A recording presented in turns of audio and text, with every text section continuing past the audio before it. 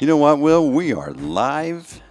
We're live on the Mindstate Marketing Hour. We're a little bit mobile, a little bit different. We're dancing today. Usually we watch Will dance, but guess who's dancing? That's right, it's Steve. Steve's dancing as we're coming into this live stream. Welcome, everybody. It's the Mindstate Marketing Hour, where we get to hang out with Will every Thursday and talk about how to use science to connect better with our clients based on his book, The Minds Marketing to Mind States. This is the Mind State, but it's the book with a new look. That's right. So I'm going to run my little banner here. Will Leach, he's the author of the Marketing to Mind States, and today's topic is culture is critical for your brand and your business. Will, welcome back. It's cold out there. It is. Thanks for having me. I appreciate it. Yeah, it's a little cold out here in Dallas today. A lot of ice. In fact, I was on a call yesterday where we were colder than New Jersey by a far bit, like 20 or 30 degrees. So it's a crazy day in Dallas, but good to be here with you. Good to be here with the people that are listening. And today, yeah, we're going to talk a little bit about authenticity and bringing it to your culture and helps you grow not only your staff, but it helps you grow your business as well. Well, excellent. I was looking forward to this. I'm mobile myself. Actually, I'm in Big D in Big Dallas. Drove yesterday, brought my mom to Springtown to visit her friends there, and it was a bit of a drive. I bet. How no accident? Do you see many accidents on your way in, or no? You know, I saw the accidents were happening on the bridges where, bridges freeze over first. And I think people were like surprised. Whoa, it's slippery. And then they ended up over on the side facing the other direction. Yeah, we don't know what we're doing here in driving in ice in Texas, but I'm going to say most people don't either. So yeah, hopefully it's going to melt here next couple of hours. Well, day at least, but be careful on the ride back, man. Be careful. Will do. I was hoping to make it over to the Will Leach household to do the show, but let's be safe and do the show instead of from a nice warm place instead of in a banged up vehicle. Mm-hmm. So, Will, today we want to talk about culture. Where's this topic coming from? Give us a backstory. Why? Yep. It's again, we've been seeing more and more about this, the mass exodus of people, or, all these people that are leaving companies to go find either their true selves themselves, or to find a company that better fits with, their values. And employees have a lot of leverage. And right now, I was actually talking to a company 3 days ago about this, and they just brought it up as being one of the most important things as a CMO she's facing, which is funny because as CMOs, I don't hear CMOs talk a lot about the importance of bringing in talent. And no, they don't. I take that back. They say it's very important, but they've never had to struggle like they are right now. And what she was telling me was that salary and benefits, if you're not giving, at least a minimum 10% pay raise to somebody, you're not even going to get in the door. But really more and more now, it's about what things outside of salary and benefits are you going to bring these new people, so that they'll come to your organization. And so I went off that meeting. It was a breakfast meeting with a CMO of a really, really large restaurant chain. And then from there, I had a conversation with, I know, these people, the group at Scribe Media, and they both we worked with Scribe on our books. And it dawned on me, if you know anything about them, and I know you do, it seems like everyone loves it there. They win these awards that people like, they love that company. And I don't think it's because they get great benefits. It's kind of in a middle stage startup round. But what it is that CMO, that CEO, there's something about the culture at Scribe that makes people want to go work for them. And I don't think they're having, in fact, I talked to somebody over there and they said they've only lost like 2 or 3 people the past year, which is unheard of right now. Why? It's probably because of that culture. So 2 conversations. Either way, there is this kind of desire for you and your culture to be more than just a brand and the money and the benefits you're going to give. So let's talk a little bit about why just being authentic as a CEO, as a business owner, can bring in top talent, but also it helps you increase your business as well. Do you think, how's my sound? You sound great. Okay, great. So do you think that because of the events that have happened the past couple of years that people are kind of asking themselves what's really important with in their life. It used to be job and this and that, but I think I'm just curious, are you thinking that certain events, maybe they lost a loved one, maybe That's right. things have changed that they want to drill down? I do. I think that's a big part of it. I think COVID made it to where it showed us that it's okay to not be okay a bit, like in who we are, and to bring our full selves to work, because it used to be very much a combination of, okay, you got to separate your work life from your home life. And then it became, no, these things got to kind of merge together, and you can focus on both. I think COVID actually took it to, we are people first. It's really important to live by my values, by my dreams, and a business or a job allows me to get closer to that. I think it's kind of gone totally 180, where you're not separating your business from your work life. You're not trying to merge these things. Now it's, I have a life and I want to work for a company that will help me become a better version of myself. So I think COVID was a huge factor in that. I read that book, Daniel Pink's book about what's important for someone to really connect with the organization. It was autonomy. It's working on something bigger than you, having people that you consider friends in your Belonging. workplace. Yeah, Yeah. Yep. there's a couple of others, but it's like this time that you're spending away from your family, earning a living, that you still have to receive some sort of fulfillment from. It is. Yeah. You don't just bottle it up like you used to. Like I said, compartmentalize. It's the work days are too long. And so employees are demanding that they do feel fulfilled and that they work for a company that they're proud of. And they have the leverage now to do it like never before. It used to be kind of like, well, I live here in Dallas, so I can only get companies here in Dallas. That's not true. In today's society with technology, you can work for any company anywhere in the world. So it allows you to be a little bit more, you have more leverage as an employee, especially when so many companies are looking for good talent. You have more leverage to ask, what as a company do you stand for? And do I want to be associated with that company? I just read a LinkedIn post. I don't know how real this was, but it was just yesterday, where it got thousands of hits. But this idea was this girl talks about how it was a dream job. I'll paraphrase. It's a dream job. She got the offer. And then she started remembering the people who interviewed her were all one race. She said, huh. And she just looked at the company. She started looking at the board of directors, one race. And then she started looking at the advertising, and it felt like it lacked diversity. So she actually went back and said, I love you. I want to work for you guys so bad. But me as a person, I want more diversity. I want to see more diversity. And I don't feel like that's at the company. And I'm so sorry, this is my dream job. She wasn't using it as leverage. She was just basically saying, I'm choosing not to work with you. That's the type of leverage great employees have now, because she knows she's in a marketplace where she's going to be able to get a great job anyways. And so she was willing to forego her dream job, according to this post, because it was a value that she wanted to see more in that culture, more diversity. She didn't see it, so she walked away. That's the type of stuff where you gotta plan for that in today's economy. You just have to. In sales, when everything logically made sense on why this potential client should come on board and they didn't, it's like, really, at first when you go, my gosh, well, that's crazy. They didn't say yes. I thought they would say yes, but there was an illogical reason at play that I hadn't discovered.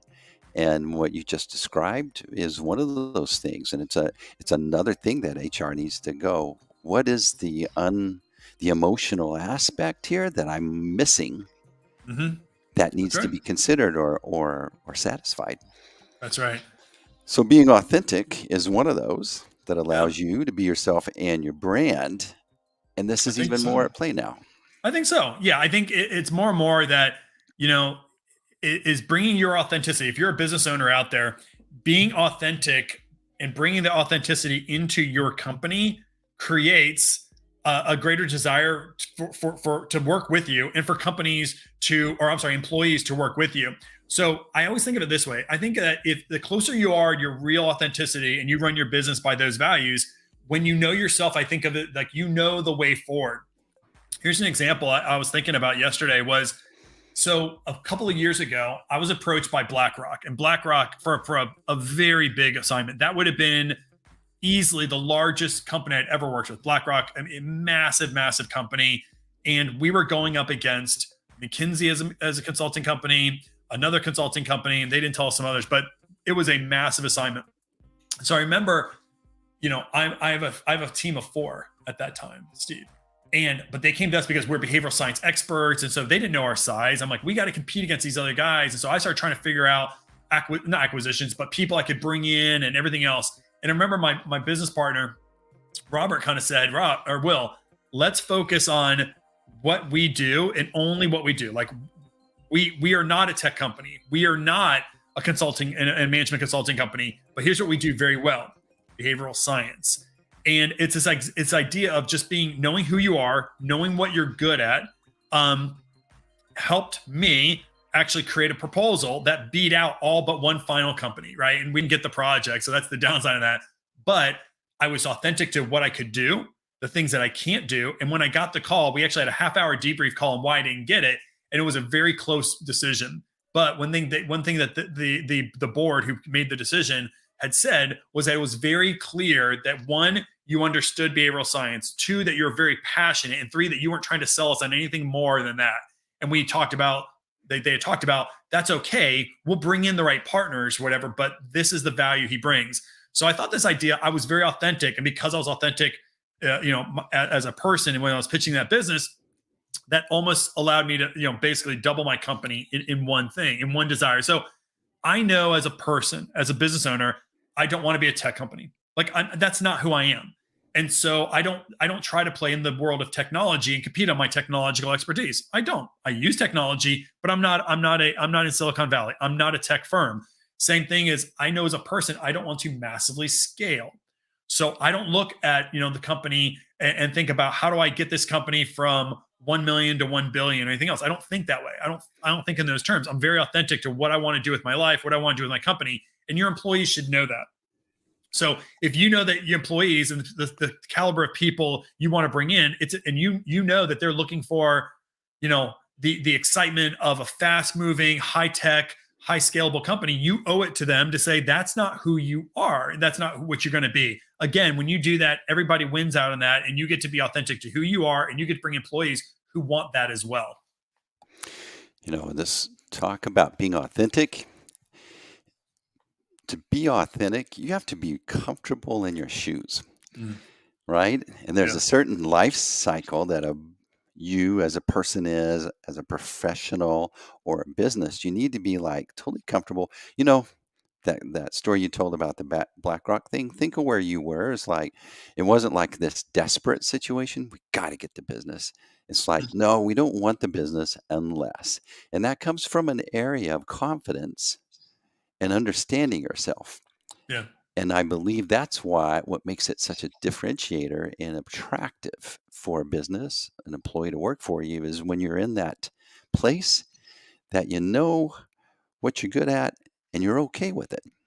Yeah. And I think there's a maturity in that too, right? It was year 7 of the business, but year 22 of my career. I think there's a maturity that comes with that. You kind of start knowing yourself, just like in life, right? You start knowing yourself a little bit more and what you want out of life, and then how your business is going to conduct itself as well. So I think there's some of that too. And if you don't have that maturity or that experience, then you got to really understand yourself. You got to dig deep and then hold to those values and that vision that you have. So, when we talk about culture too, Will, think about this. All right, that one story that you told of the girl that didn't recognize a diversity pattern. Yep. As a company, you need to not be desperate either. You need to well, that's totally cool. I mean, we're who we are because. Agree. Okay. And even though you didn't see a certain pattern here, maybe it was, we base it on certain aptitudes or certain things. So that's where we are. Experiences. Yep. And what are we doing? We're looking for an excellent fit. Mm-hmm.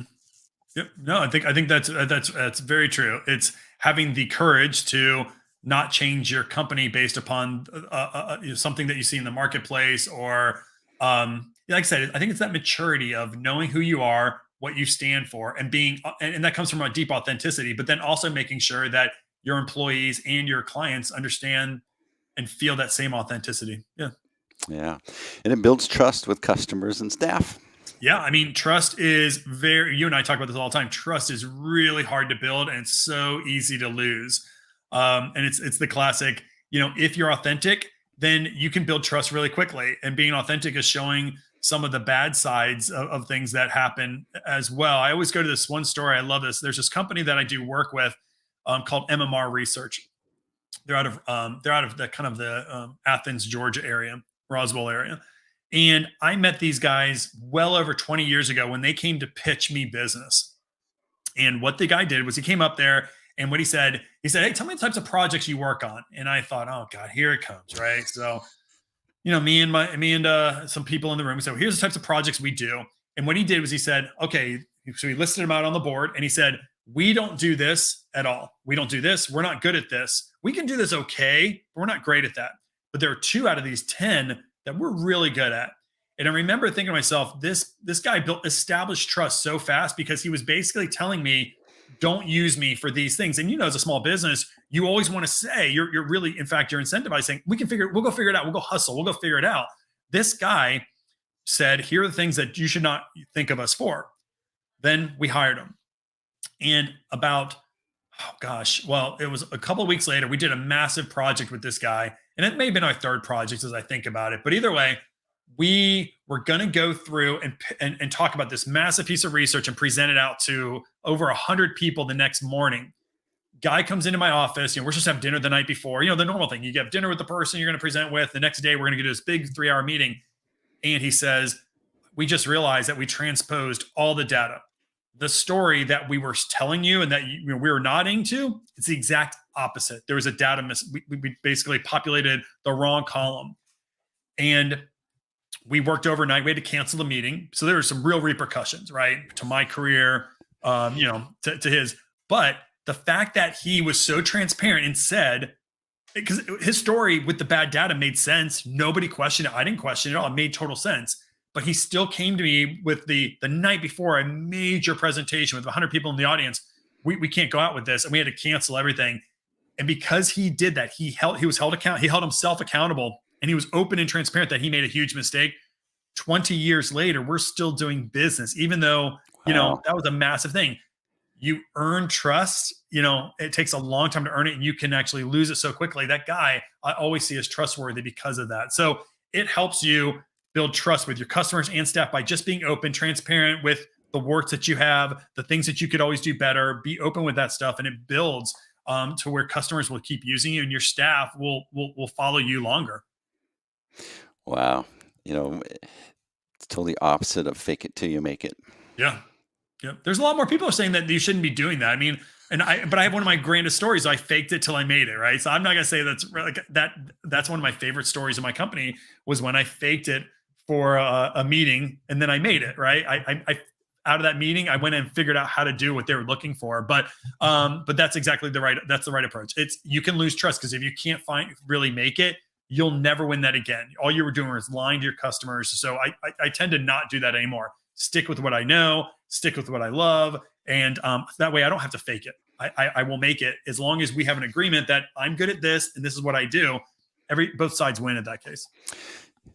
I'm just thinking while you were talking, we have clients and they expect you to deliver at a certain standard that, you're supposed to bring these deliverables with an A, make an A on those generally, but we're humans. We don't always make an A. So how do you, when you think about, well, how do you set a client up to be understanding when you do fall short? And I think it's by that exercise you just described. Yeah, it could be. And they give you just like when they failed on this massive research and we redid everything, rescheduled it 6 weeks later. And, it wasn't, the whole company didn't collapse or whatever, but I think you're right. I think there's this, especially after COVID, right? Where it's okay that we're not always going to make straight A's. It just is in life. As long as you're open and people, and you're working with people that you love. And we really try hard, Trigger Point and, my company to work with people that we love. Then just like in life and in any relationship, some people disappoint you sometimes, but overall you're looking for a relationship that both are flourishing and love to be in. And so I think you're right. Being transparent, doing the right things as a human being. You and I talk about this a lot. That gives you the ability to make that B minus every so often, and you're still going to be fine. Mm. And it also makes you, as your point here, it makes you relatable and human to staff. Yep. One of the best things I think I ever did was when I was writing my book, Marketing to Mind States, I had a decision to make. So my book is a science-based book. It's a book that teaches you science behind marketing. The problem is that there are lots of books out there that talk about the science of marketing, Steve, and they do it in a very boring, unrelatable way. And so I remember, and if you know nothing about this show, I tell you all sorts of things. You know my cat, you know my kid, I talk about my failures and things like that. And that's just a bit of who I am. So in the book, I put my own company, my own experiences, the birth of my son into the book to show a bigger point, to communicate a bigger point. My book is, I say it all the time when I send my book out to people, I'm like, you're going to learn stuff about me that you probably don't want to know. Like, you don't want to be in the the baby waiting room, like I was, or the delivery room, but you're going to learn about my experience in the delivery room. Right. And so what I like about that, it makes me more relatable. We can all relate to these experiences in life, good and bad, when we've had high successes or low failures. And when you do that authenticity, that makes you more relatable to, just to your staff, being human to your staff. And so that's why I love how, Louis, and he was just over here a little bit, about Louis, my cat, jumps in. Like, we can all relate to the kid who's, knocking on the door when you have a webinar, or, Louis jumping up. I think that's a part of it. Like, my staff knows my family. You know my family. You've been to my house. So I have staff, who live in South Texas. When they come here for meetings, they don't stay in hotels. They stay with me, Steve. Like, I want them to stay with me in my home. Why? Because that's who I am as an individual. But when you now, as my staff, they know my wife, Melanie, they know Nicholas, they know Nicholas is in 6th grade. They understand that, he's the lead actor in a school play. They know that Louis likes to jump up on my lap. Those things are what make people want to work with me. It's not the salary, that I give them. It's not my benefit package. It's that they're part of something. They belong to something, and we're trying to do something pretty powerful and great here. So would you say you're a scientist? I think I'm a scientist. Yeah. I would say I'm a scientist. Yeah. Well, should you be wearing like a white lab coat? That's actually already taken. There's this guy. He's called the Conversion Doctor. I saw him at a conference one time. That's his gig. So I have my leather jacket, right? He's got his gig. He's got the white jacket. He's I forgot what he did. The Conversion Doctor, I think his name. Whatever. Anyways, he's probably listening. Good guy. I think it's amazing. I think what he's got is doing well. But no, I don't think that would work for me. Actually, I don't think that would work nearly as well. No, I like the dog tags. I like what you're doing. Is like, they're all artifacts. Yeah. Very relatable, but you're bringing science to a world that's usually like feely, touchy, right? Yeah. That people are wanting to take this science and put it on their marketing, their website, their materials, those things, and you're being relatable. Yeah, and imagine if I was talking about, well, there are 13 studies that talk about priming, and what Berger says, basically was working in Pennsylvania Penn. Like, that is not relatable to somebody who doesn't come from that world. That lab coat is not relatable to somebody who, like you and I wear black t-shirts, right? Because we're in the art world, right? So, but I made a conscious decision to do that. And it's a scary one. You got to have a lot of confidence, because when you start bringing your whole self and you're transparent and you're authentic, well, then if you do it the right way, they're going to see the bad sides as well, the mistakes, the things that you do. So you better be comfortable and confident in yourself, and hopefully you give grace when people disappoint you, and they will give you grace when you disappoint them, just like any other relationship. And in doing so, this actually helps you stand out from the competition.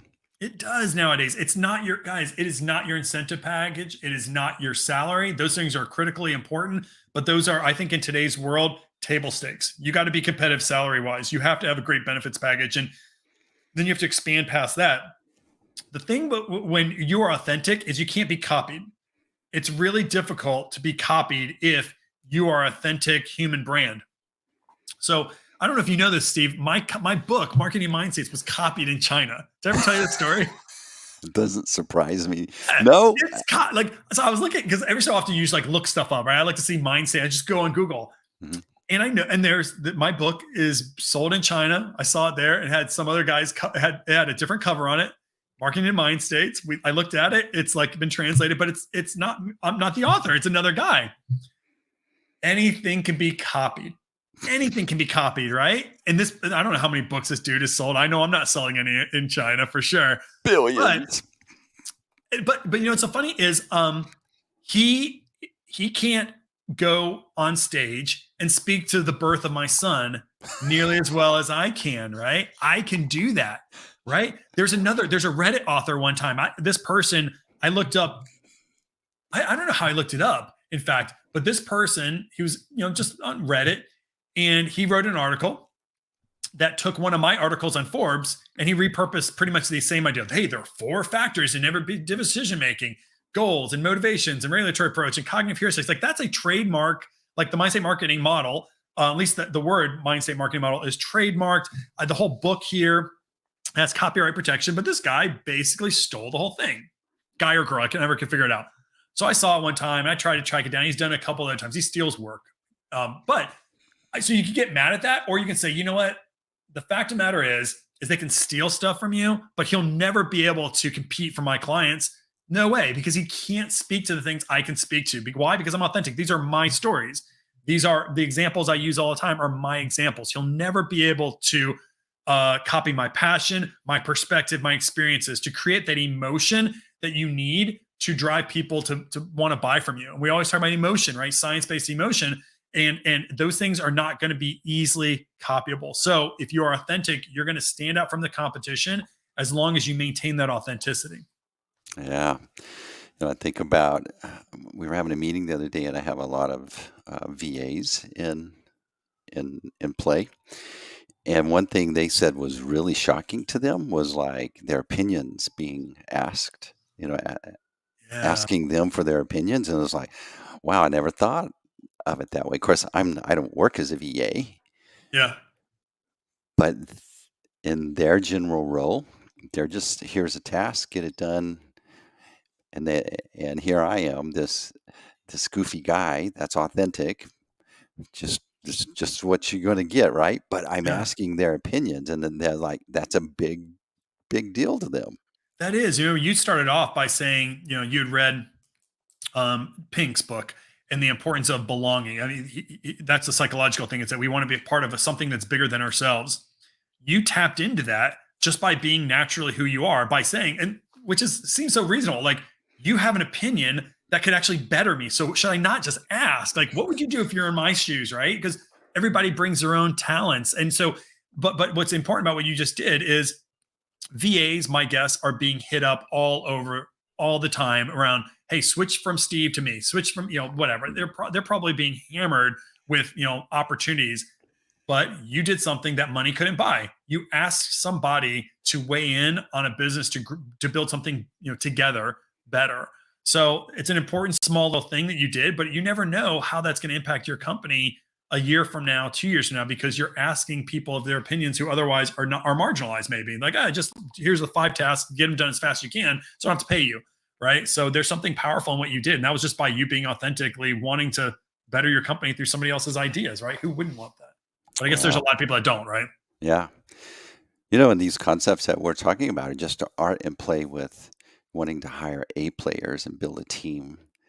This is in play in a team, little league, working with their parents at your what do they call it? PTA. Yeah, sure. Yeah. So obviously, wow. So guess what time it is? I see it. It's question time. So excellent question. I mean, excellent conversation. I really love conversations around culture, and I think people think, I have bean bags, or we have time off that you can just take when you need. You bring your dog to work. Yeah, whatever. but that really doesn't cut it all the way. It sure doesn't. All right, so now we've got some questions that you get to dance and answer. So why do situational factors matter in marketing, Will? Okay. So first off, you should probably describe what are situational factors. Situational factors are things that are outside your marketing that impact its effectiveness. So the ones that I talk about in my book and kind of in my course there are psychological factors, there are social factors, like who's around you, when you're going to be, interacting with a brand, and then environmental factors, meaning like the actual environment itself. And there's a fourth one that's starting to make its way in, which I may talk about in my next book, which are these kind of life stages. There's these other factors that kind of combine your psychology with who you're with and your environment.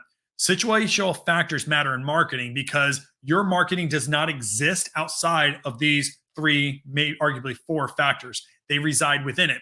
So you need to take who somebody's around when they engage with you into consideration with your marketing. You have to take into account the psychological aspects that we talk about in my book into consideration when you're drafting up your marketing and your engagement. You have to take into account where they are going to be and are they under stressful conditions, things like that, when they're interacting with your marketing. So situational factors matter a ton in marketing, because if you base your marketing, you write marketing and you just kind of test it, let's say, for instance, in a focus group or on a survey, and you don't test it in those same situations that people are going to be in when they interact with your marketing, you risk getting a false read on your marketing and it never lands very well. So be very sure that you're taking into account psychology, sociology, or social factors and environmental factors when you're designing your marketing. You're going to be much more effective in it. Excellent. Buddy, anybody ever tell you, you know your stuff?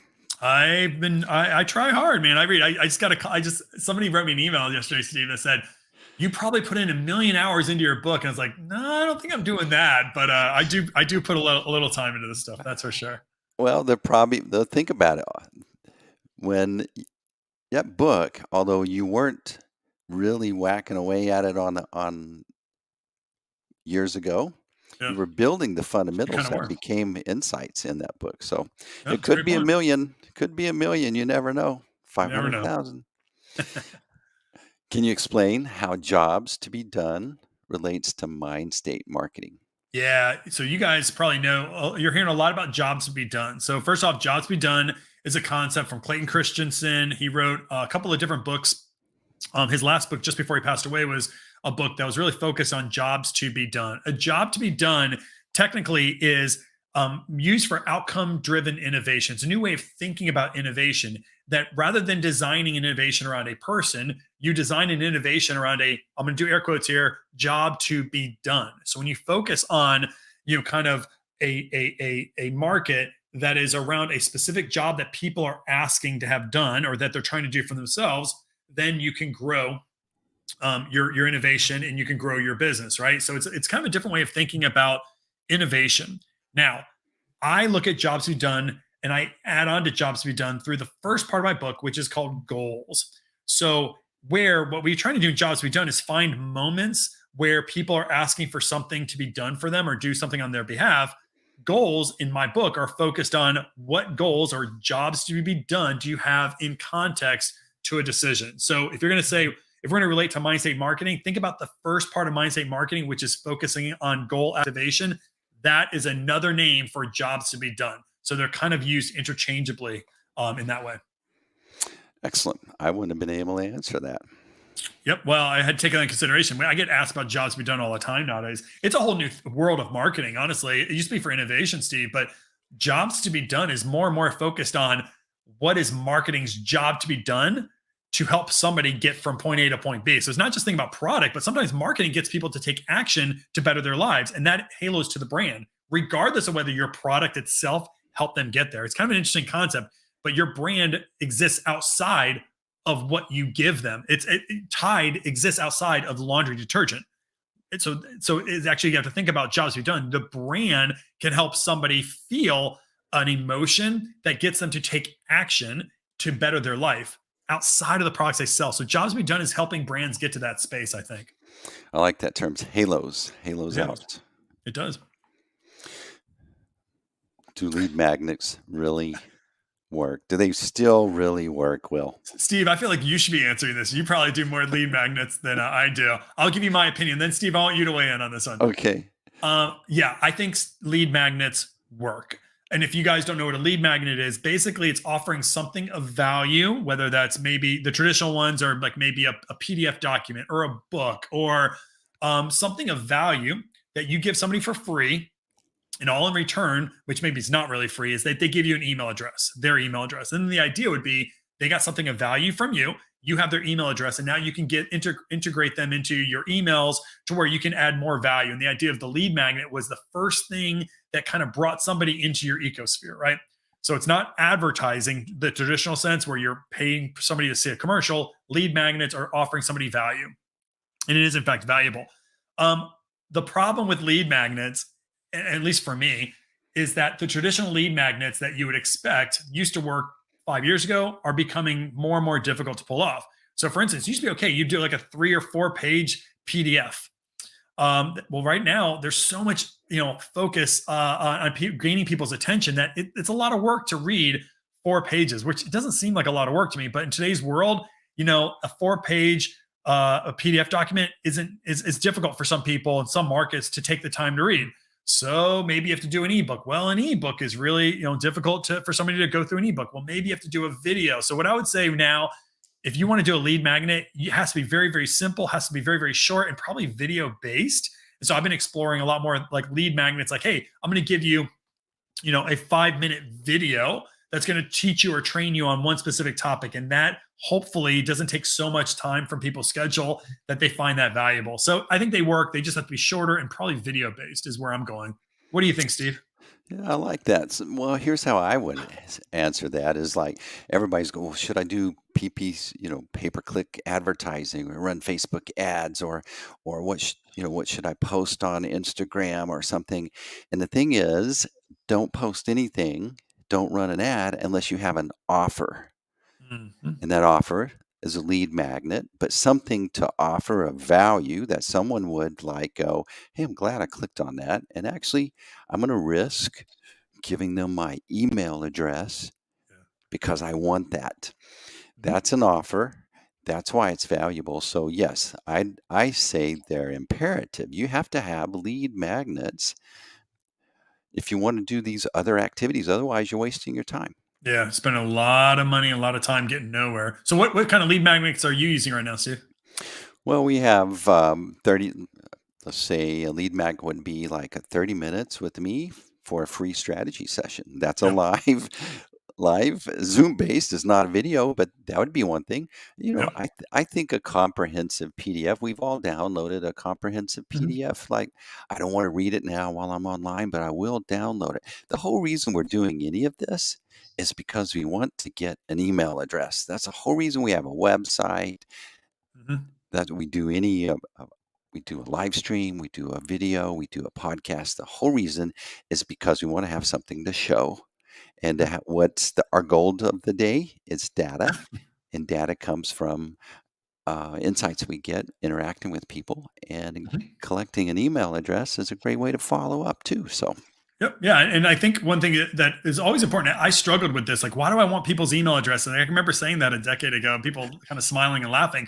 It's not so that I can spam you and try, what it is, it's to provide you value. Like I have value that I can provide companies just like you do, right? And the idea is that if you give me an email address, I can introduce you to more value than just this one little document. Now you may choose not to ever use that. Okay, great. You were not a good partner, right? We're not meant for each other. But the idea for the email address, and I struggled with this. Like, why do you want people's email address? It's so that I know this sounds stupid, but I didn't pick this up. It's so that these people can learn more about you, feel more trusted with you, and then eventually, when they have a need, they're like, you know what? I could really use some Mindstate marketing help. That's why we do this show, right? That's ultimately mhm. why we do it. It's that when somebody has a need, they'll think of me and they'll think of us, and therefore we can maybe better their life in some way. Yeah, that's a great point. That I always go when they ask about that email questions, like, why do I want your emails? Was like, have you been to a conference? Have you gone to a trade show? What did you carry? A business card. What did you ask for? Someone's business card. Well, why did you want the business card? Just to throw it away later or leave it in a Yeah, Tupperware container in your car? No, to put it in my database and to follow up with them to hopefully create a relationship, hopefully a business relationship with them, mhm, right? that's right. That's the whole reason we do this lead magnet, the offers, the conversations. That's right. That's right. Another excellent conversation with Will Leach. He's the Okay. author of Marketing the Mind States. If you don't have that book, I'm telling you, your message is a one size fits all. If you're in marketing and you're creating messaging, your generally our messaging is a one size fits all. And guess what? If you had a clothing shop and you only sold one size, would that be a good idea? Not a very good idea, everybody. Wouldn't be Then good. why do we do it in our marketing? Get marketing to mind states and figure out how to really dial in your messaging to connect better with people's states of mind. So here comes the feeding the ducks. Can you hear it? Oh, I can hear it. We're walking. You guys imagine we're walking along the lake. We got a bag of bread, Wonder Bread. We're throwing it out there. We're feeding the ducks. We're throwing them Will's wit and wisdom. I'll go with it, man. If you want to keep going down the path, let's go. All right. So here we go. Did you guys know? You've been listening to this. Wanted everyone to know, where's that banner? I'm looking for it. I'm going to play it here.